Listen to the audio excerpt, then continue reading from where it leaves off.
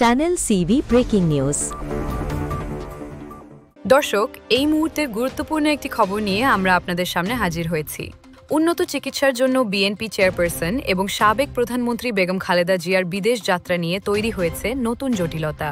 বিদেশ যাত্রার প্রস্তুতি পূর্ণতা থাকলেও এয়ার অ্যাম্বুলেন্স এবং মেডিকেল বোর্ডের সিদ্ধান্তের কারণে এই প্রক্রিয়া আরও বিলম্বিত হতে পারে বলে জানিয়েছেন তার ব্যক্তিগত চিকিৎসক।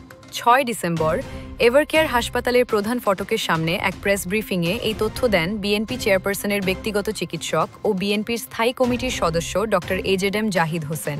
তিনি জানান, বেগম জিয়াকে বিদেশে নিয়ে যাওয়ার জন্য যে এয়ার অ্যাম্বুলেন্সটি আসার কথা ছিল সেটি একটি কারিগরি ত্রুটির কারণে আসতে পারেনি।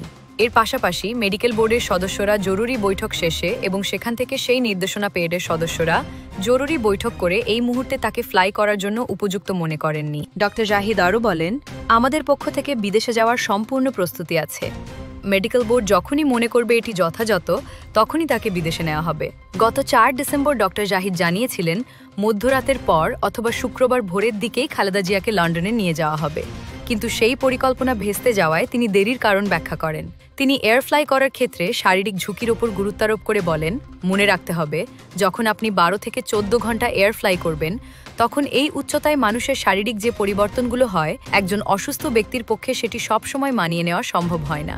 সেহেতু এই বিষয়টিকে সামনে রেখে আপনারা কোনো রকম বিভ্রান্ত হবেন না, কোনো রকম বিভ্রান্তি ছড়ানোর চেষ্টা করবেন না। তার শারীরিক অবস্থা যখন অনুমতি দেবে তখনই তাকে বিদেশে চিকিৎসার জন্য নেওয়া হবে।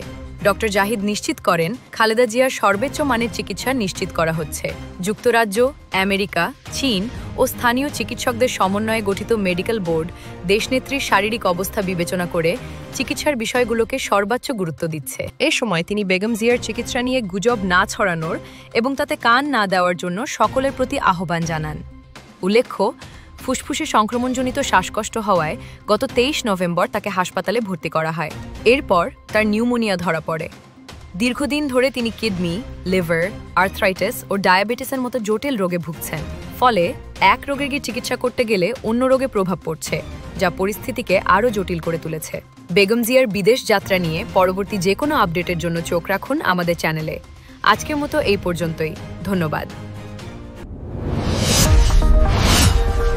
Subscribe now for daily news and updates.